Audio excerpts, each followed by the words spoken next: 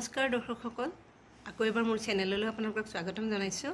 আৰু ইয়াত দেখিছে কিটচেনৰ পৰা মই ভিডিঅ'টো আৰম্ভ কৰিছোঁ। এয়া বনাই আছোঁ মই পায়স আৰু কিবা কিবি বনাম বাৰু। আজি বহাগৰ 2 তাৰিখ আৰু যিহেতু নতুন বছৰ, গোটেই বছৰটো যাতে ভালে কুশলে যাওক তাৰ কাৰণে অকণমান পাঠ কৰাইছোঁ। আহক আপোনালোককো দেখুৱাম।